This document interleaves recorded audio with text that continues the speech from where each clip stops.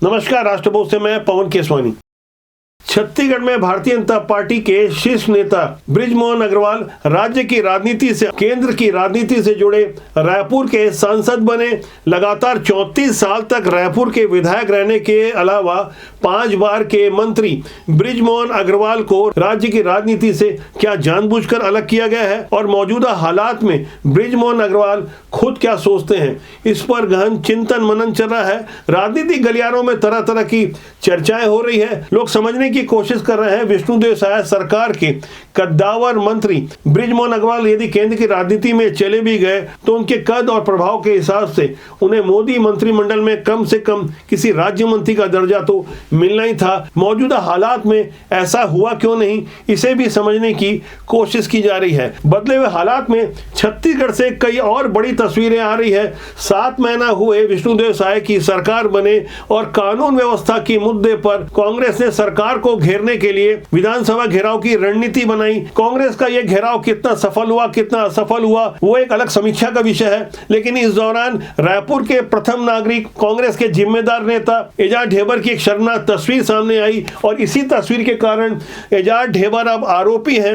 सुरक्षाकर्मी पर हमला कर रहे थे, जिस तरह से घूसे बरसा रहे थे, जिस तरह का उनका व्यवहार था, कोई सामान्य व्यक्ति भी उनकी हरकत को देखकर समझ सकता है कि किस तरह से एजाज ढेबर साफ तौर पर महापौर रहते हुए गुंडागिर्दी कर रहे थे। जैसे ही उन्हें एहसास हुआ कि कैमरा ऑन है तो फौरन नौटंकी पर उतर आए, जमीन पर लेट गए कि मानो उन्हें ही चोट लगी है। जबकि आप साफ साफ देख सकते हैं कि एजाज ढेबर किस तरह से सुरक्षा कर्मी के हेलमेट पकड़कर धक्का देने के अलावा उन्हें घूसे मारने की कोशिश कर रहे थे।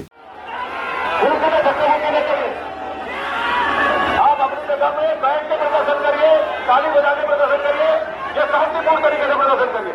यहाँ यह भी गौर करना जरूरी है, ये वही एजाज ढेबर हैं जो अब से करीब साल भर पहले छत्तीसगढ़ के पुराने मुख्यमंत्री भूपेश बघेल के दाएं बाएं हुआ करते थे। ये सिर्फ महापौर ही नहीं थे, महापौर होने के अलावा जिस तरह से सरकारी कामों में हस्तक्षेप किया करते थे और खासकर इनके जो भाई हैं अनवर ढेबर जो शराब घोटाले मामले में किंग पिन के रूप में सामने आए, उनकी इतनी बड़ी हैसियत सिर्फ एजाज ढेबर के कारण हुई। और यहाँ यह भी समझना होगा कि आखिर एजाज ढेबर महापौर बने कैसे। इसके लिए बाकायदा एक अलग नियम बनाया गया।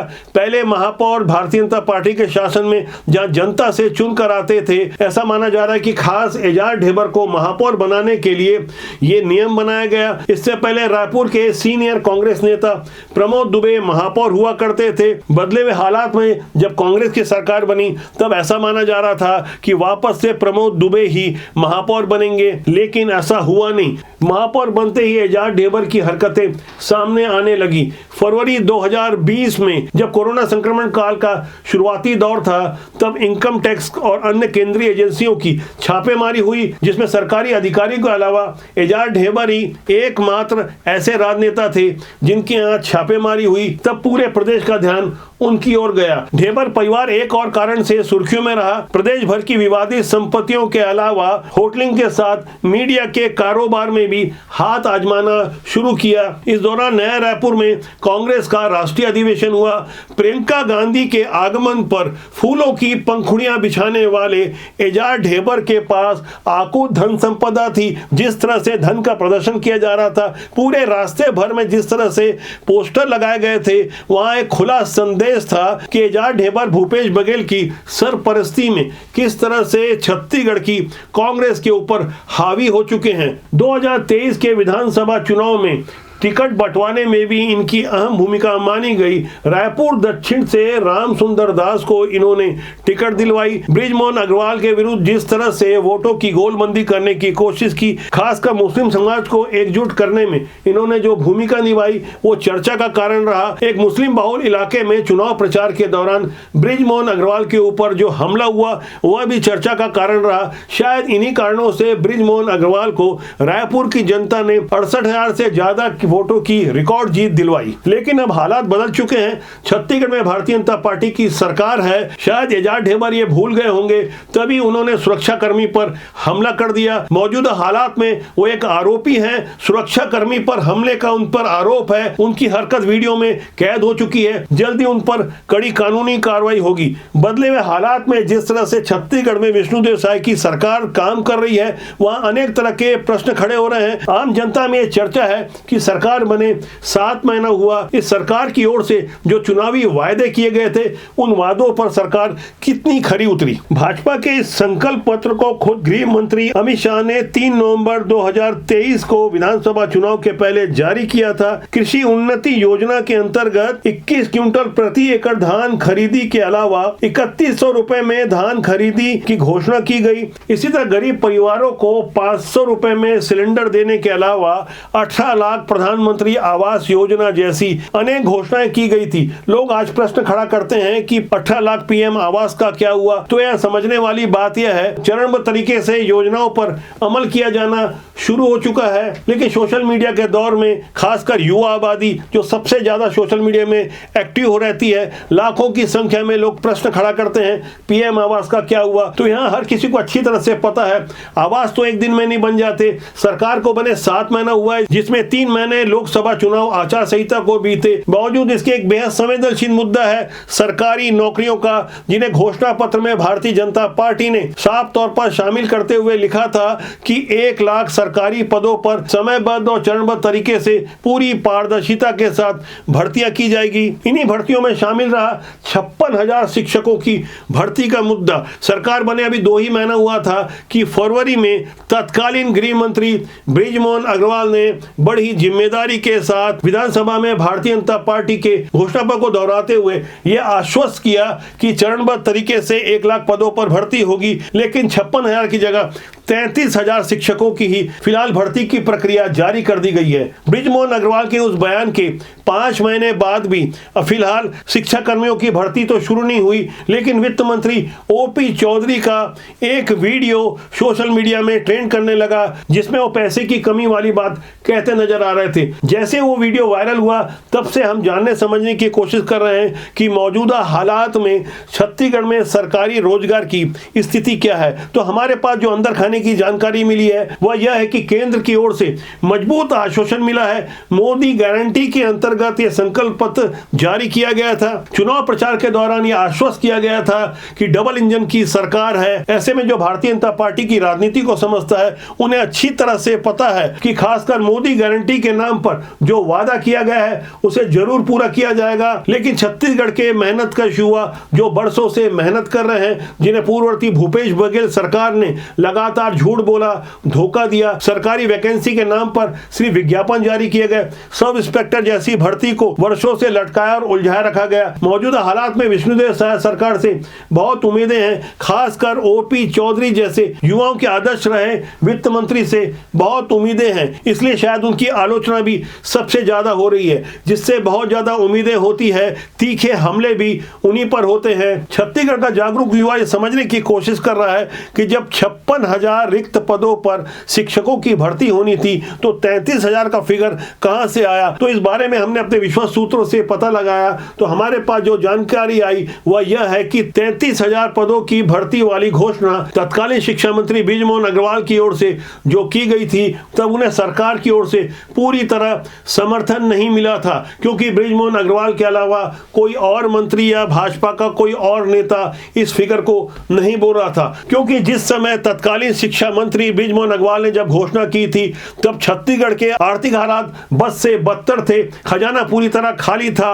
जिस तरह से पूर्ववर्ती भूपेश बघेल सरकार के दौरान घपले, घोटाले और भ्रष्टाचार को प्राथमिकता दी गई, बार बार हजारों करोड़ का लोन लिया जा रहा था, लोग लुभावनी घोषणाओं के अलावा मुफ्त की रेवड़ी बांटने का खेल चलता रहा, कोई बड़ी योजना काम नहीं कर रही थी। ऐसे हालात में जब विष्णुदेव साय की सरकार बनी और उम्मीदें जगी कि केंद्र से आर्थिक मदद मिलेगी, तो वो उम्मीदें धीरे धीरे साकार होती नजर आ रही है। चुनाव आचार संहिता के बाद बाद केंद्र की ओर से भले ही मोटा आर्थिक पैकेज तुरंत नहीं मिला, लेकिन शिक्षा कर्मियों की भर्ती सहित अन्य तमाम सरकारी भर्तियों के लिए अनुकूल हालात आने वाले 1-2 महीने में जरूर निर्मित हो जाएंगे। कोई भी राजनीतिक दल ये अच्छी तरह से जानता है कि युवाओं को नाराज करते हुए राजनीति नहीं की जा सकती। भारत की 70% आबादी 35 साल से नीचे है। किसी भी राज्य और देश की सामाजिक और राजनीतिक दशा दिशा को प्रभावित करने की पूरी क्षमता रखते हैं युवा। ऐसे हालात में यदि मौजूदा सरकार नौकरियों की घोषणा कर दे और आर्थिक स्थिति मजबूत ना रहे, नियुक्तियां ना हो सके, तब हालात कैसे होंगे। जैसे सब इंस्पेक्टर भर्ती के मामले को 5 साल से ज्यादा अटका के रखा गया। भूपेश बघेल की पूर्ववर्ती सरकार ने जिस तरह से छत्तीसगढ़ के युवाओं को छला है, उससे बहुत बड़ा सबक मौजूदा सरकार ने लिया है। यही कारण है कि मजबूत और पूरी तैयारी के साथ ही सरकारी नौकरियों में भर्ती की प्रक्रिया चालू होने जा रही है। तारीख और समय मैं बहुत जल्दी आपसे साझा करूंगा। बदले हुए राजनीतिक हालात में मोदी और शाह के युग में भारतीय जनता पार्टी में कब कौन सा बड़ा निर्णय हो जाए, कोई नहीं सोच सकता था। क्या किसी ने सोचा था कि भजनलाल शर्मा राजस्थान के मुख्यमंत्री बन पाएंगे, या पिछली पंक्ति में बैठे हुए डॉक्टर मोहन यादव के नाम की घोषणा हो जाएगी। विष्णुदेव साय भी रेस में चौथे नंबर पर बताए जा रहे थे, लेकिन मोदी और शाह के युग में संघ परिवार की पृष्ठभूमि से जुड़े हुए एक साफ सुथरे आदिवासी चेहरे को आगे लाकर विष्णुदेव साय सरकार के साथ जिस तरह से 2 उप मुख्यमंत्री बनाए गए हैं, वो एक नया प्रयोग रहा, जहां साफ तौर पर भारतीय जनता पार्टी की नीतियां और एजेंडा प्रभावी रूप से नजर आ रही है। न केवल छत्तीसगढ़ बल्कि अन्य राज्यों में भी साफ तौर पर इसका प्रभाव नजर आ रहा होगा। बीती 16 तारीख की एक तस्वीर मैं आपको दिखा रहा हूं। 11 मुस्लिम परिवारों के घरों पर ये बुलडोजर मध्य प्रदेश के मंडला में चल रहे हैं। मंडला जिला मुख्यालय से करीब 45 किलोमीटर दूर भैंसवाही की ये तस्वीर है, जहां ईदगाह टोला है। यहाँ कभी 30 मकान हुआ करते थे, अब ये खंडहर में तब्दील हो चुके हैं। वजह एकदम साफ है कि अतिक्रमण के कारण जब कुछ बाहरी तत्व यहाँ बसाए गए तो इनके घरों के फ्रिज के अंदर से गौ मांस मिला। ऐसे 11 घर चिन्हित किए गए। जांच में पता चला कि ढेर सारी बाहरी आबादी यहाँ आकर बस गई है, और नियमानुसार जैसा कि आज का ट्रेंड चल रहा है, बुलडोजर ने फौरन एक्शन दिखाया और गौ मांस इकट्ठा करने वालों के घर जमींदोज हो गए। इसे संयोग माना जाए कि कोई और जिन घरों पर बुलडोजर चलाए गए वो सभी मुस्लिम परिवार के थे। मंडला के भैंसवाही के ईदगाह के इस इलाके में जो कुछ भी हुआ, इसके बाद छत्तीसगढ़ से भी आवाज सुनाई दी। उप मुख्यमंत्री और गृह मंत्री विजय शर्मा ने ऐलान किया कड़े गौ संरक्षण कानून का। बताया कि अब गौ तस्करी करने वालों को 7 साल की सजा होगी, 50,000 का जुर्माना होगा, गायों के परिवहन करने वालों को फ्लक्स लगाना होगा। गृह मंत्री की उन बातों को जानने समझने से पहले जशपुर से एक तस्वीर आई है। जशपुर वो इलाका है जहां से मुख्यमंत्री विष्णुदेव साय खुद चुनकर आए हैं। पाप है, तस्करी करना पाप है, तस्करी करना पाप है, तस्करी करना पाप है, तस्करी करना पाप है।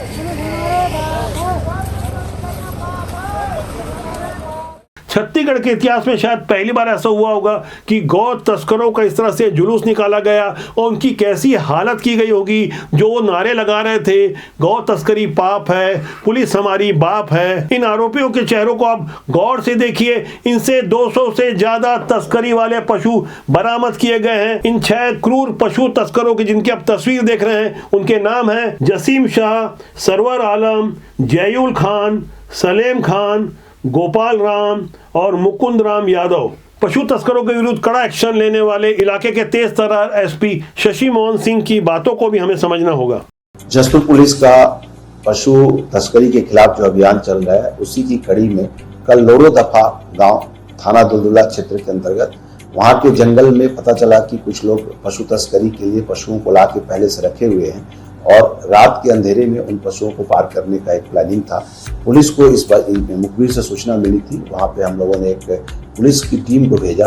काफी मशक्कत के बाद 22 की संख्या में मवेशियों को वहां पर बरामद किया गया और 6 आरोपी, जिसमें एक जसीम शाह नामक साई टांगा टोली का सरगना है जो लगातार इस क्षेत्र में पशु तस्करी में सक्रिय था।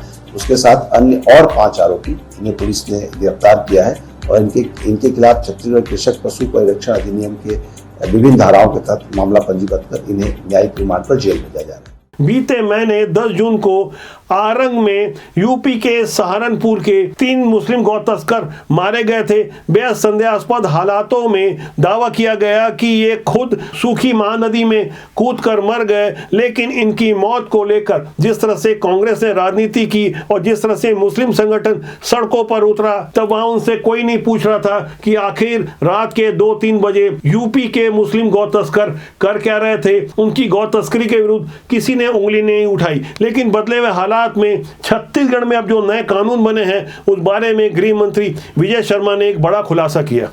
अब इसमें 7 साल की सजा और 50,000 रुपए तक का जुर्माना ये निर्धारित हुआ है। जो दूसरा ये है कि बर्डन ऑफ प्रूफ ये अभियुक्त के ऊपर होगा। अपराध संज्ञेय और गैर जमानती माने जाएंगे।